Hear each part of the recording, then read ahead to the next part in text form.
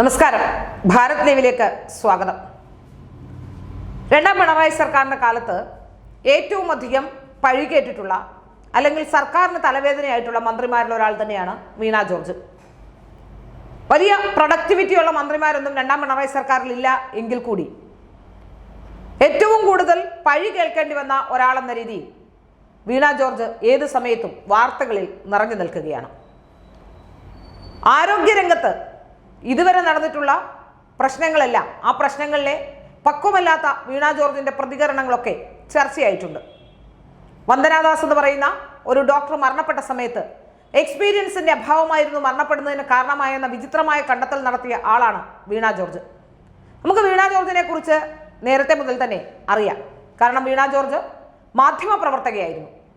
അതും മാധ്യമപ്രവർത്തനം എന്ന് പറഞ്ഞാൽ വീണ ജോർജ് കഷ്ടപ്പെട്ട് റോഡിലിറങ്ങി അല്ലെങ്കിൽ സാധാരണ മാധ്യമപ്രവർത്തകരെ പോലെ വാർത്തയെടുത്ത് വന്ന ഒരാളൊന്നുമല്ല. ഒരു സുപ്രഭാതത്തിൽ ഒരു ആങ്കറായി ചാനലിൽ പ്രത്യക്ഷപ്പെട്ട ആളാണ് വീണ ജോർജ്. അക്കാഡമിക് രംഗത്ത് നല്ല മികവ് പുലർത്തിയിരുന്ന ഒരാളായിരുന്നു വീണ ജോർജ് എന്ന് നമുക്കറിയാം. എന്നാൽ പൊതുപ്രവർത്തന രംഗത്തോ ഏതെങ്കിലും ഒരു സംഘടനയുടെ ഭാഗമായോ അല്ലെങ്കിൽ ക്യാമ്പസിൽ രാഷ്ട്രീയം ഉണ്ടായിരുന്ന ഒരാൾ പോലും ആയിരുന്നില്ല വീണ ജോർജ് എന്നും നമുക്കറിയാം. ഒരു പൊതുപ്രവർത്തന പാരമ്പര്യവുമില്ലാതെ ഒരു സുപ്രഭാതത്തിൽ ഒരു സഭയുടെ ആ പ്രതിനിധിയായി മന്ത്രിസഭയിലേക്ക് കയറി വന്ന ആളാണ് വീണ ജോർജ്. അതുകൊണ്ട് തന്നെ വീണ ജോർജിന്റെ പ്രൊഡക്ടിവിറ്റിയുടെ കാര്യത്തിൽ, പൊതുപ്രവർത്തനത്തിന്റെ കാര്യത്തിൽ, അല്ലെങ്കിൽ രാഷ്ട്രീയ പ്രവർത്തകർ മറുപടി പറയേണ്ട കാര്യത്തിൽ, അല്ലെങ്കിൽ രാഷ്ട്രീയ പ്രവർത്തന കാര്യത്തിൽ ഒരു മന്ത്രി അഡ്മിനിസ്ട്രേറ്റീവ് കേഡറിൽ എങ്ങനെ പ്രവർത്തിക്കണം എന്നതിന്റെ കാര്യത്തിൽ, അഡ്മിനിസ്ട്രേറ്റീവ് വിഷയങ്ങളെ കൈകാര്യം ചെയ്യുന്ന കാര്യത്തിലൊക്കെ വലിയ പരാജയമാണെന്ന് നമുക്കറിയാം. ആ പരാജയങ്ങൾ ഓരോ ദിവസം കഴിയും തോറും കൂടി വരികയാണ്. നമുക്കറിയാം ഇന്ത്യ വിഷനിലെ നല്ലൊരു ആങ്കർ ആയിരുന്നു എന്നുള്ള കാര്യം നമ്മൾ മറച്ചു വെക്കുന്നില്ല.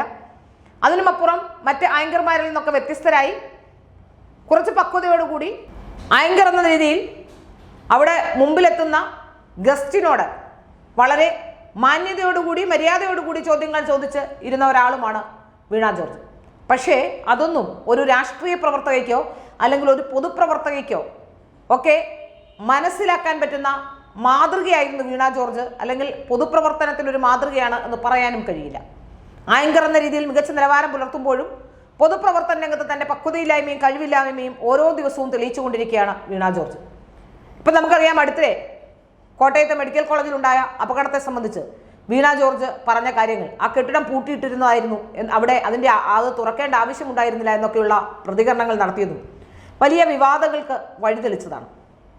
ഏതായാലും ഇതിൽ നിന്നൊക്കെ നമുക്ക് മനസ്സിലാക്കാൻ സാധിക്കുന്നത് ആരോഗ്യരംഗത്ത് പല പ്രശ്നങ്ങളും ഉണ്ടാകുമ്പോഴും അത് അഡ്രസ്സ് ചെയ്യാനോ ആരോഗ്യ മേഖലയെ നന്നായി കൊണ്ടുപോകാനോ വീണ ജോർജിന് കഴിയുന്നില്ല എന്നുള്ളത് നമുക്ക് വ്യക്തമായി മനസ്സിലാക്കാൻ കഴിയുന്നതാണ്. ഇതിനു മുമ്പുണ്ടായിരുന്ന ആരോഗ്യമന്ത്രിമാരായ PK ശ്രീമതി ആണെങ്കിലും ശൈലജയാണെങ്കിലും ഒക്കെ വളരെ മികച്ച പ്രവർത്തനം നടത്തിയിരുന്നവരുമാണ്. KK ശൈലജയുടെ ആ ആരോഗ്യവകുപ്പിന്റെ പ്രവർത്തനം ചില അവതാളങ്ങളും പ്രശ്നങ്ങളും PPE കിറ്റ് വിറ്റതും അഴിമതിയും ഒക്കെ ഉണ്ടെങ്കിൽ പോലും വളരെ ഭംഗിയായി ആരോഗ്യരംഗം കൊണ്ടുപോയ ഒരാൾ എന്ന ഒരു ഇമേജ് ഉണ്ടാക്കാൻ KK ശൈലജയ്ക്കും PK ശ്രീമതിക്കും ഒക്കെ കഴിഞ്ഞിട്ടുണ്ട്. പ്രത്യേകിച്ച് KK ശൈലജയെ സംബന്ധിച്ച് ആ ഒരു മികവ് കൊണ്ട് പിന്നീട് വന്ന തെരഞ്ഞെടുപ്പിനെ നേരിട്ട പിണറായി വിജയൻ എന്നാൽ KK ശൈലജയെ അകറ്റി നിർത്തുകയും വീണ ജോർജിനെ പോലുള്ള ഒരാളെ താരതമ്യേന ആദ്യമായി എത്തുന്ന ഒരാളെ, അതിന് കാരണമുണ്ട്. കാരണം വീണ ജോർജിനെ പോലുള്ള ആദ്യമായി എത്തുന്ന ആളെ സഭയുടെ കൂടി പിന്തുണയോടുകൂടി ആക്കുമ്പോൾ മാത്രമേ തന്റെ മരുമകനും ആദ്യമായി മന്ത്രിയാകാൻ കഴിയുകയുള്ളൂ. അതൊക്കെ നോക്കിക്കൊണ്ടാണെന്ന് തോന്നുന്നു. ഏതായാലും വീണ ജോർജിനെ പ്രോത്സാഹിപ്പിക്കുന്ന നടപടി പിണറായി വിജയന്റെ ഭാഗത്തു നിന്നുണ്ടായി. സഭയുടെ പ്രതിനിധി കൂടിയായിരുന്നു, അതുകൊണ്ട് മന്ത്രിയാവുകയും ചെയ്തു.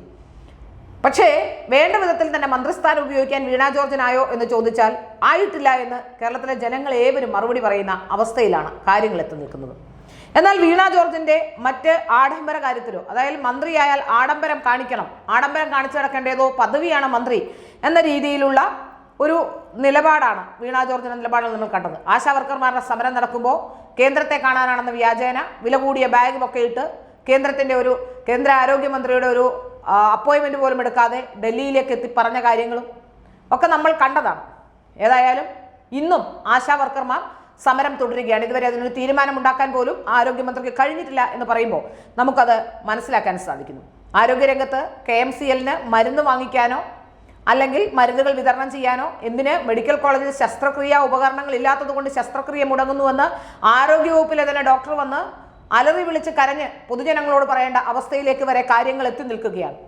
അപ്പോൾ ഈ ആരോഗ്യവകുപ്പ് ഇങ്ങനെയൊക്കെ നിൽക്കുമ്പോഴും തൻ്റെ ഔദ്യോഗിക വസതി മാറുന്നതിൽ വീണ ജോർജിന് റെക്കോർഡുണ്ട് എന്നാണ് മനസ്സിലാക്കാൻ സാധിക്കുന്നത്. കഴിഞ്ഞ 4 വർഷത്തിനിടയിൽ 3 ഔദ്യോഗിക വസതികളാണ് വീണ ജോർജ് മാറിയിട്ടുള്ളത്. ഈ ഓരോ വസതിയിലേക്ക് മാറുമ്പോഴും ലക്ഷങ്ങളാണ് മുതൽ മുടക്കായി വരുന്നത്. ഏതാണ്ട് 2021 മെയ് മാസത്തിലാണ് ആരോഗ്യമന്ത്രിയായപ്പോൾ മുൻ ആരോഗ്യമന്ത്രി കെ ശൈലജ താമസിച്ചിരുന്ന കന്റോൺമെന്റ് ഹൗസിനടുത്തുള്ള നിള എന്ന് പറയുന്ന ഔദ്യോഗിക വസതി വീണ ജോർജിന് അനുവദിച്ചു നൽകി. വീണ ജോർജ് തുടക്കം മുതൽ തനിക്ക് അവിടെ താമസിക്കാനുള്ള സൗകര്യങ്ങളില്ല എന്ന് പരാതി പറയുകയും നവീകരണം അടക്കം ഏതാണ്ട് 50 ലക്ഷം രൂപ നവീകരണത്തിന് വാങ്ങി അവിടെ നവീകരിക്കുകയും ഒക്കെ ചെയ്തു. എന്നിട്ടും വീണ ജോർജ് വീണ്ടും അവിടെ സൗകര്യമില്ല എന്ന് പറഞ്ഞുകൊണ്ടിരിക്കുകയും പിന്നെ 2023 ഡിസംബറിൽ വീണ ജോർജ് നന്ദൻകോടിനടുത്തേക്കുള്ള ഒരു ആഡംബര ഫ്ളാറ്റിലേക്ക് മാറുകയും ചെയ്തു. അതിനുള്ള അനുമതി പിണറായി വിജയൻ നൽകി എന്നാണ് മനസ്സിലാക്കാൻ സാധിക്കുന്നത്. ഇതിൻ്റെ വാടകയും അതുപോലെ മറ്റ് അനുബന്ധ കാര്യങ്ങൾക്കുമൊക്കെ ഏതാണ്ട് 50 ലക്ഷം രൂപ വീണ്ടും ഖജനാവിൽ നിന്ന് വാങ്ങിയെടുക്കുകയായിരുന്നു വീണ ജോർജ് ചെയ്തത്. അതിനുശേഷം ഈ ആഡംബര ഫ്ളാറ്റിൽ താമസിച്ചുകൊണ്ടിരിക്കുമ്പോഴാണ് അവിടെ ഈ നിള എന്ന് പറയുന്ന വസതി നമുക്കറിയാം, അവിടെ നേരത്തെ ഉണ്ടായിരുന്ന ആരോഗ്യമന്ത്രി കെ ശൈലജ 5 വർഷം താമസിച്ചു. അതിനുശേഷം വീണ ജോർജ് നിള ഒഴിഞ്ഞപ്പോൾ അവിടെ കടന്നപ്പള്ളി രാമചന്ദ്രൻ താമസിക്കാനെത്തി. ഇവർക്കാർക്കും ഒരു അസൗകര്യവും അവിടെ കാണാൻ കഴിഞ്ഞില്ല. എന്നാൽ വീണ ജോർജിന് അവിടെ വലിയ അസൗകര്യമായിരുന്നു എന്ന് പറഞ്ഞുകൊണ്ടാണ് നന്ദൻകോട്ടിലെ ഫ്ളാറ്റിലേക്ക് മാറിയത്. ഈ നന്ദൻകോട്ടിലെ ഫ്ളാറ്റിലേക്കൊക്കെ മാറി അവിടെ ആഡംബര ഫ്ളാറ്റാണ്. അവിടെ താമസിച്ചുകൊണ്ടിരിക്കുമ്പോഴാണ് വീണ ജോർജിന് വീണ്ടും ഒരു മന്ത്രിമന്ദിരം ഒഴിയുന്നതായി മനസ്സിലാകുന്നത്. അത് അടുത്തിടെ മന്ത്രി അഹമ്മദ് ദേവർകോവിൽ ഒഴിഞ്ഞ വഴുതക്കാടുള്ള തൈക്കാട് ഹൗസിലേക്ക് വീണ ജോർജ് വീണ്ടും താമസം മാറ്റുകയായിരുന്നു. ഏതാണ്ട് 4 വർഷത്തിനിടയിൽ 3 ഔദ്യോഗിക വസതിയിലേക്ക് മാറി താമസിക്കുകയായിരുന്നു വീണ ജോർജ് എന്നാണ് മനസ്സിലാക്കാൻ സാധിക്കുന്നത്. ഏതായാലും വീണ ജോർജിന്റെ ആഡംബരത്തെ സംബന്ധിച്ച് അല്ലെങ്കിൽ അത്തരം കാര്യങ്ങളെ സംബന്ധിച്ച് നമ്മൾ പറയേണ്ട കാര്യമില്ല. ഇതിൽ നിന്ന് തന്നെ നമുക്ക് വ്യക്തമാകുന്നുണ്ട്. 2 ആരോഗ്യമന്ത്രിമാരും മറ്റു മന്ത്രിമാരും ഒക്കെ താമസിച്ചിരുന്ന, നേരത്തെയും ഒക്കെ മന്ത്രിമാർ താമസിച്ചിരുന്ന ആ നിള എന്ന് പറയുന്ന ആ വസതിയിൽ നിന്ന് ഒഴിഞ്ഞ് ആഡംബര ഫ്ളാറ്റിലേക്ക് പോവുകയും പിന്നീട് അഹമ്മദ് ദേവർകോവിൽ താമസിച്ചിരുന്ന തൈക്കാട് ഹൗസിലേക്കും ഒക്കെ വരുമ്പോൾ നമുക്ക് മനസ്സിലാക്കാൻ സാധിക്കുന്ന വീണ ജോർജ് 4 വർഷത്തിനിടെ 3 ഔദ്യോഗിക വസതിയാണ് മാറിയിരിക്കുന്നത് എന്നുള്ളതാണ്. വീണ ജോർജ് ഉപയോഗിക്കുന്ന ബാഗിന്റെ കാര്യങ്ങളൊക്കെ, വില കൂടിയ ബാഗിന്റെ ബ്രാൻഡഡ് ബാഗുകളുടെ കാര്യമൊക്കെ നമ്മൾ ചർച്ച നേരത്തെ വന്നിട്ടുള്ളതാണ്. ഏതായാലും ആരോഗ്യവകുപ്പ് എങ്ങനെ പോയാലും കുഴപ്പമില്ല. തൻ്റെ ആരോഗ്യവും തൻ്റെ സൗകര്യങ്ങളും തൻ്റെ ലക്ഷൂറിയസ് ലൈഫും ഒക്കെ ആരോഗ്യവകുപ്പ് എങ്ങനെയായാലും അവിടെ മരുന്നില്ലെങ്കിലും ശസ്ത്രക്രിയ മുടങ്ങിയാലും ആരെങ്കിലും മരിച്ചാലും കെട്ടിടം ഇടിഞ്ഞു വീണാലും ഒന്നും തന്നെ വീണ ജോർജിന് ഒരു പ്രശ്നവുമില്ല. പക്ഷേ തൻ്റെ അത്യാഡംബരത്തിന് ആവശ്യമുള്ള സംവിധാനങ്ങൾ ഒരുക്കാൻ വീണ ജോർജിന് ഒരു പ്രശ്നവുമില്ല. അതിന് ഏതറ്റം വരെ കലഹിക്കാനും വീണ ജോർജ് തയ്യാറാണ് എന്നാണ് മനസ്സിലാക്കാൻ സാധിക്കുന്നത്. അതുകൊണ്ടാണ് നിളയിൽ താമസിച്ചപ്പോൾ നിരന്തരം അസൗകര്യമാണെന്ന് പറഞ്ഞ് പിണറായി വിജയനെ ശല്യപ്പെടുത്തിയത് കൊണ്ട് പിണറായി വിജയൻ അവിടെ നിന്നും ആഡംബര ഫ്ളാറ്റിലേക്ക് മാറാൻ സമ്മതിക്കുകയും അതിനായി പണം അനുവദിക്കുകയും പിന്നീട് തൈക്കാട് ഹൗസിലേക്ക് എത്താനുള്ള സൗകര്യം ചെയ്തു കൊടുക്കുകയും ഒക്കെ ചെയ്തത് എന്നാണ് മനസ്സിലാക്കാൻ സാധിക്കുന്നത്. ഏതായാലും ആരോഗ്യം വെന്റിലേറ്ററിലാണെങ്കിലും ആരോഗ്യമന്ത്രി അതിസമർത്ഥയായി എല്ലാവിധ ആഡംബരങ്ങളോടും കൂടി കഴിയുകയാണ് എന്ന് നമുക്ക് മനസ്സിലാക്കാൻ സാധിക്കുന്നുമുണ്ട്.